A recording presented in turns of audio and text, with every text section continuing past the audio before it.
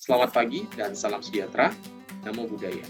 Perkenalkan, saya Dr. Edu Kurnawan, peserta Latsar CPNS tahun 2021, golongan 3, angkatan 99 dari kelompok 1 dari pemerintah Kabupaten Sambas.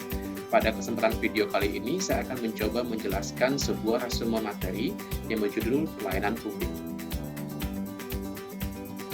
Pelayanan publik dapat didefinisikan sebagai semua jenis pelayanan untuk menyediakan barang atau jasa yang dibutuhkan oleh masyarakat yang memenuhi kriteria, yaitu barang jasa yang memiliki eksternalitas tinggi dan sangat dibutuhkan masyarakat, serta penyediaannya terkait upaya mewujudkan tujuan bersama yang tercantum dalam konstitusi, baik dalam rangka memenuhi hak dan kebutuhan dasar warga, mencapai tujuan strategis pemerintah, dan juga memenuhi komitmen dunia internasional.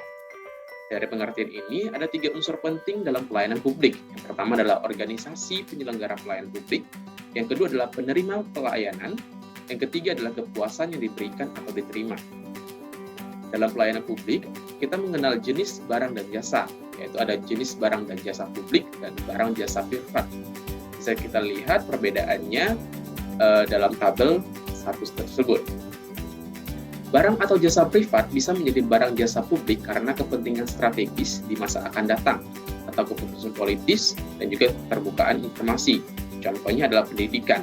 Dulu, pendidikan merupakan barang atau jasa privat, namun karena pendidikan merupakan investasi di masa depan, akhirnya pemerintah memutuskan menjadi barang jasa publik dengan program wajib belajar 9 tahun.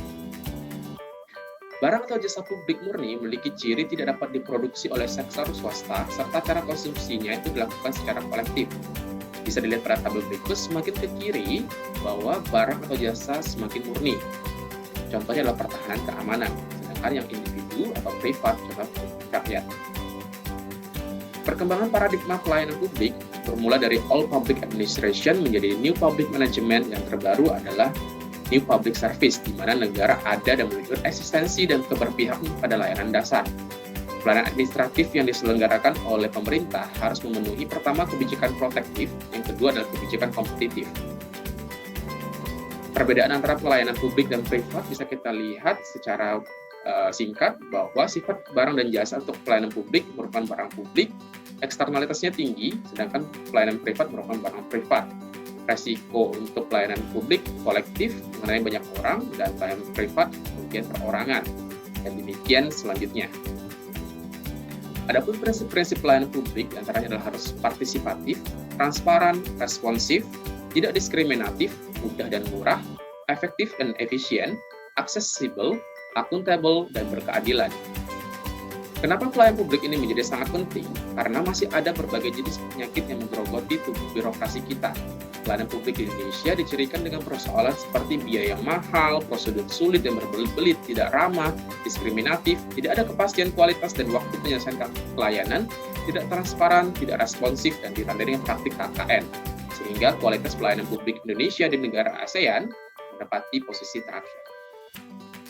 Sebagai ASN, wajib kita untuk mengetahui bagaimana pelayanan publik tersebut, karena ASN terlibat langsung atau tidak langsung, sehingga tindakan atau perilaku ASN ini sangat mempengaruhi kualitas pelayanan publik.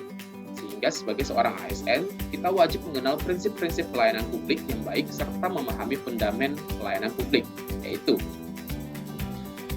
pelayanan publik merupakan hak warga negara sebagai amanat konstitusi. Pelayanan publik diselenggarakan dengan pajak yang dibayar oleh warga negara. Ketiga, diselenggarakan dengan tujuan untuk mencapai hal-hal strategis bagi kemajuan bangsa di masa akan datang.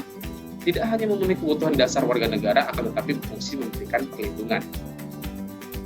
Dalam pelayanan publik, terdapat bentuk-bentuk patologi birokrasi yang harus kita hindari. Pertama adalah Parkinsonian birokrasi, duplikasi tugas dan juga fungsi, red tape, konflik kewenangan, KKN, dan enggan untuk melakukan perubahan.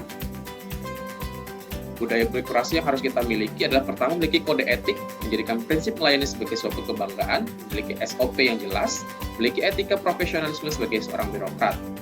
Dan kita juga harus memenuhi prinsip-prinsip pelayanan prima, yaitu pertama responsif terhadap pelanggan, membangun visi misi pelayanan, menetapkan standar pelayanan dan ukuran kinerja, memberikan pelatihan dan pengembangan, dan kelima memberikan apresiasi kepada pegawai.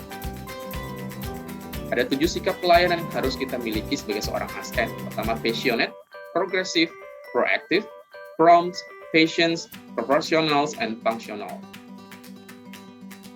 Praktik etiket pelayanan publik. Etika dan etiket ini mengatur perilaku manusia secara normatif, artinya memberikan norma bagi perilaku manusia dan dengan demikian menyatakan apa yang harus dan tidak boleh dilakukan.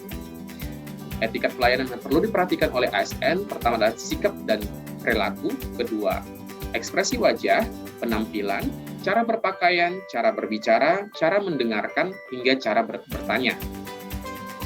Etiket dasar yang seharusnya dilakukan oleh ASN antara adalah politeness, respectful, attentive, kooperatif, tolerance, informality, dan juga self-control.